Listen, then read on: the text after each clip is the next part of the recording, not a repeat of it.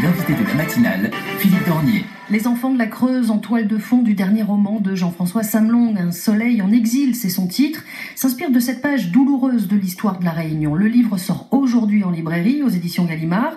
Alors pourquoi avoir choisi ce thème? Qui sont les héros de ce roman? Comment faire connaître cet épisode qui a traumatisé des centaines d'enfants?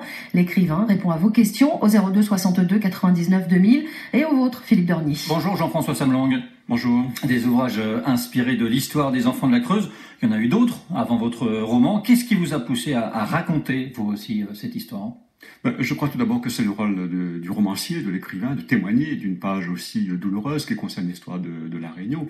Et il est vrai que quand j'ai commencé à écrire des romans, c'était toujours sur l'histoire de la Réunion, toutes les violences qu'on a subies depuis l'esclavage jusqu'à maintenant. Donc je ne pouvais pas être insensible à cette tragédie qui a duré plus de 20 ans. C'est quand même extraordinaire que personne n'ait pu mettre fin à ces drames qu'ont connus les enfants de la Creuse, dans la métropole, en fait. 2500 enfants déracinés, enlevés à leur île et exilés vers la métropole. En fait, on leur a tout volé. Leur enfance, leur famille, déjà, le soleil de l'île. Ils vont se retrouver en métropole avec les hivers, les longs hivers, pas seulement sur le plan de la saison, mais l'hiver au niveau du mental, aussi au niveau de la psychologie, au niveau de la solitude, au niveau du racisme qu'ils ont vécu en métropole pendant toutes ces années-là.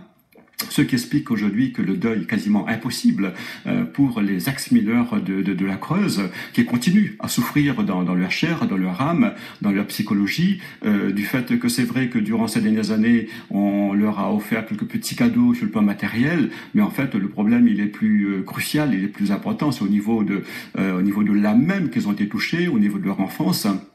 L'enfance blessée à vie. En fait, dans toute famille, quelle qu'elle soit, l'enfance c'est une promesse de bonheur. Et pour eux, c'était une promesse de malheur sur des années et des années et des années. Alors c'est ce qu'on voit à travers Un soleil en exil, que j'ai eu la chance et le privilège de lire. C'est poignant, glaçant, déchirant, je dirais bouleversant.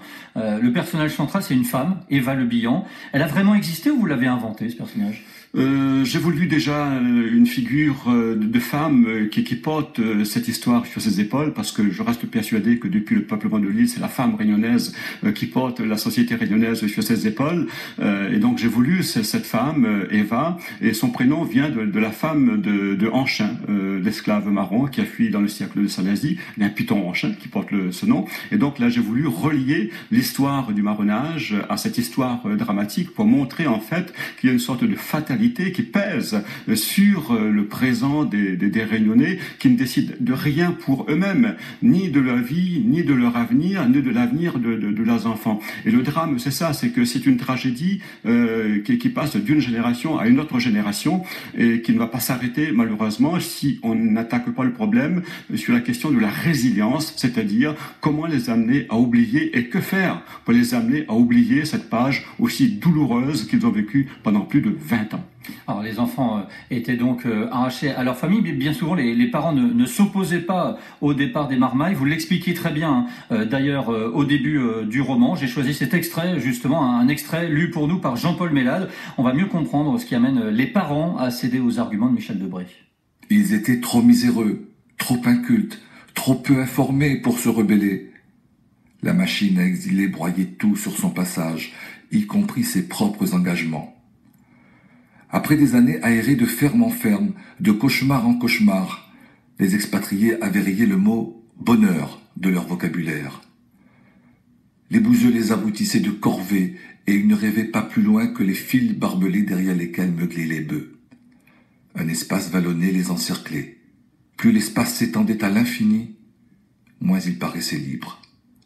On les poussait vers une vie délinquante, marginale, et dans le crépuscule puis les ténèbres, ils cherchaient une main amicale, en vain. Comme nulle trace d'humanité n'éclairait plus leur avenir, ils partaient tous à la dérive.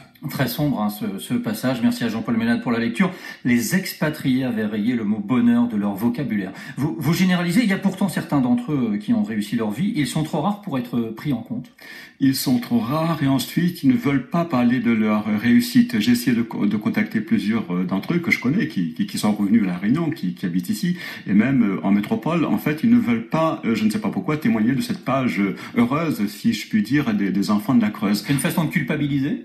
par rapport aux autres. Une forme de solidarité aussi, peut-être par rapport aux autres qui ont vécu dans la misère sociale, la misère affective, abandonnés à eux-mêmes. Les services sociaux n'ont pas pris en compte tous les problèmes auxquels ils ont été confrontés. Et puis il y a toute la question des fratries qui ont été dispersées, les frères, les sœurs qui ont été dispersés dans toute la métropole sous des noms différents pour qu'ils ne puissent plus ni se rencontrer ni se reconnaître. Donc c'était vraiment un désert affectif le plus total, un abandon à la souffrance, et une souffrance qui continue encore aujourd'hui. Et quand on rencontre les ex-mineurs de la Creuse, on discute avec eux, on voit très bien que le déchirement, il est permanent, il est à vie, et je ne comprends pas pourquoi nos structures locales, comme le conseil départemental, la région Réunion, ne mettent pas en place des écoutes psychologiques pour ces ex-mineurs qui, retournés à la Réunion, sont encore abandonnés à eux-mêmes, alors qu'ils ont besoin d'une structure d'écoute aux 4 coins de l'île. Ça coûte pas cher, mais en même temps, ça permettrait de montrer que la Réunion n'oublie pas son histoire, n'oublie pas les oubliés des enfants de la Creuse, et essaie d'apporter une réponse positive à ce drame qui a duré plus de 20 ans, je le répète. Un drame épouvantable. Vous écrivez, l'assistante sociale faisait prévaloir ses droits de disloquer les familles et les débris, elle les éparpillait allègrement par-delà les frontières. Ça veut dire que ces gens se sentaient comme des débris. C'était un déni total de la personnalité de ces enfants de la Creuse. La plupart d'entre eux étaient aussi analphabètes, donc incapables de se défendre. Il y a une barrière de la langue aussi quand ils arrivent en métropole. La plupart d'entre eux ne s'expriment qu'en créole. Et en plus de la Creuse, avec les paysans, j'étais de la Creuse une semaine, et donc j'ai rencontré des paysans qui déjà ont peu de culture, peu d'éducation, s'expriment très mal. Donc on a bien vu qu'il y a eu d'un côté comme de l'autre des malentendus les plus douloureux, d'où la possibilité pour les paysans d'exploiter sous une forme proche de l'esclavage ces jeunes enfants. Et j'ai eu des témoignages où à 13 ans, pendant tout l'hiver, ils étaient sur le toit de la ferme, très peu vêtus, à boucher ici, un coin par là, etc. Donc c'était un abandon dans une misère affective, et puis le problème du racisme qui s'est posé également. Imaginez des petits nègres, entre les guillemets, comme ils disent eux-mêmes, les paysans, qui arrivent dans la Creuse dans les années 60, 65, 70, ils ne comprennent pas d'où viennent ces enfants-là. Mais en fait, ils ne cherchent même pas à comprendre d'où ils viennent. C'est la possibilité pour eux de repeupler la Creuse, d'avoir une main-d'œuvre à bon marché, et même à très bon marché, et tout, la question ne se pose plus. En fait, quand on analyse cette question des enfants de la Creuse, tout le monde avait y gagné. À La Réunion, les hommes politiques voulaient éviter ce qu'on appelle l'explosion sociale, parce qu'on avait une démographie galopante. Un petit peu comme aujourd'hui, finalement. Un petit peu comme aujourd'hui. Mais suite au lendemain de la départementalisation de 1946, La Réunion s'est retrouvée dans une grande misère sociale, et avec très peu d'emplois sur le marché local. Donc, expatrier ces enfants-là. Et la Creuse avait besoin d'une main-d'œuvre aussi, parce que c'était une région dépeuplée. C'est ce que les géographes appellent la diagonale du vide. Et quand j'étais dans la Creuse, c'était des prairies, à n'en plus finir. Non, il n'y a pas des prairies. Quand on vous écoute là, bon, des prairies, ça peut faire envie, mais quand on vous lit la Creuse de Limousin, on n'a vraiment pas envie d'y aller se promener. C'est si glauque que ça. J'ai été en 2014, effectivement, encore en ce moment, on peut faire des kilomètres et des kilomètres sans rencontrer ni un homme, ni une vache, ni une voiture ou un bus sur la route, quoi. Donc on est abandonné par rapport à cet espace qui est immense. Et alors que les enfants réunionnais, ils viennent d'une île quand même, avec un espace assez petit, assez clos. Donc déjà tout est contre eux, tout se ligue contre eux, aussi bien l'espace, les paysages, difficiles à vivre également, surtout en hiver, et puis cette population qui va les ignorer totalement. Oui, Oui, jusqu'au point, c'est terrible, jusqu'au point de tomber dans un village qui s'appelle Malmort. Alors ça c'est incroyable. J'ai fait le voyage de la Creuse, et donc je quitte Guéret. Guéret c'est important parce que là se trouve le foyer de l'enfance de Guéret, justement, des enfants de la Creuse. Des enfants de la Creuse.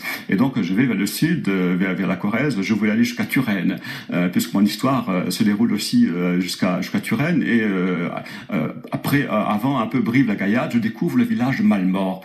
Je dis c'est pas possible avec ces sonorités là. Malmort, le mal qui donne la main à la mort qui donne la main au mal. Je dis là, il faut quand même qu'il se passe quelque chose par rapport à mon roman. Et effectivement, l'un des épisodes les plus dramatiques de ce roman se passe à Malmort, dans ce petit village oublié de tous. On parlait du sentiment de culpabilité, il est nourri par les mineurs eux-mêmes. Vous faites dire à votre personnage, le destin nous dirigeait au bord d'une disgrâce cuisante, nous peinturlurait un futur morose sans que nous parvenions à racheter quoi que ce soit par une pénitence proportionnée. C'est incroyable. Parce que derrière, il y a une souffrance humaine innommable par la perte de la famille. Et puis certains enfants, par exemple, moi j'ai rencontré un ex-mineur de la Creuse qui est revenu dans l'île il y a 3 ans et qui me dit « Je ne comprends pas pourquoi dans ma famille qui comptait 9 enfants, ma mère m'a choisi moi comme enfant de la Creuse. » Donc il y a des déchirements familiaux, il y a des incompréhensions, il y a des malentendus. C'est pour ça que moi je propose que soient mises dans l'île des structures d'écoute psychologique pour ces ex-mineurs de la Creuse. Alors il y a encore un vrai malaise autour de cette page d'histoire. On en a eu la preuve hier matin ici même dans ce studio, puisqu'à votre place, Jean-François Samlong, il y avait André Rouget, aujourd'hui Monsieur Outre-mer au Rassemblement National, ancien attaché parlementaire de Michel Debré. Son modèle, il l'a dit, Michel Debré, c'était son modèle, avant que je lui demande quel message il avait aujourd'hui pour les Réunionnais de la Creuse. Je dis aux Réunionnais de la Creuse que Michel Debré, qui était un homme d'État, a toujours voulu bien faire. Alors, il a voulu bien faire, y compris pour ces jeunes Réunionnais.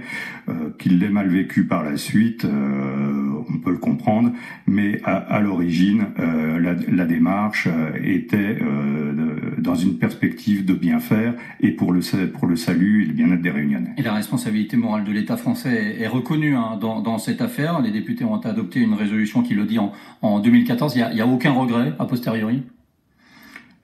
Il peut y avoir des regrets. Écoutez, moi je suis pas dans un état d'esprit de battre la coulpe concernant la responsabilité de l'État. Une fois encore, je pense que à l'origine, il y avait une volonté de bien faire. Même si l'histoire a très mal tourné pour beaucoup d'entre eux. Écoutez, vous parlez d'une époque où j'étais même pas moi encore né, mais oui, enfin, à l'origine, il y avait une volonté de bien faire. Très embarrassé, André Rouget, hier matin dans notre studio. Comment vous analysez ces longues hésitations, Jean-François Samlong? Tout simplement parce que l'État français a une grande responsabilité dans ce drame, cette tragédie. Je crois que, contrairement à ce que dit notre homme politique, il faut battre la coulpe de la responsabilité de l'État français dans cette tragédie des enfants de la Creuse. Et encore, jusqu'à ce qu'il y ait un mémorial des enfants de la Creuse à Paris pour une reconnaissance nationale.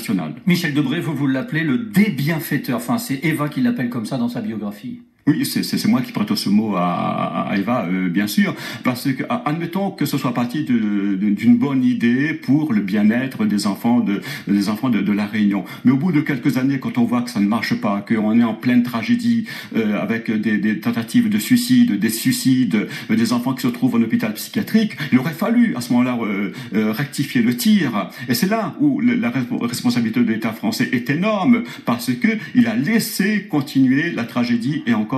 Ça montre qu'il faut raconter encore et encore cette histoire, et c'est justement ce que vous allez faire à l'occasion de la sortie de votre roman, notamment le 20 septembre à la médiathèque François Mitterrand à Saint-Denis. Qu'est-ce qui est prévu au juste? Alors, il est prévu donc un débat en présence de la députée Erika Barège, justement, qui a présenté le texte en 2014 à l'Assemblée nationale. Le comédien Sergio Grondin viendra dire des extraits de texte également, et enfin une dédicace suivra pour que les Réunionnais s'approprient finalement cette histoire des enfants de la Creuse. Le côté littéraire, il y a une certaine fierté pour terminer à être édité chez Gallimard, c'est quand même très valorisant, bien sûr. Gallimard, c'est l'une des plus grandes maisons d'édition à Paris, donc il y a une grande visibilité aussi, lisibilité également, du fait que le roman fait partie de la rentrée littéraire 2019 chez Gallimard. Un soleil en exil, signé Jean-François Samelong, notre invité ce matin sur La Première. Merci d'être venu jusqu'à nous. Merci beaucoup. Et bonne journée.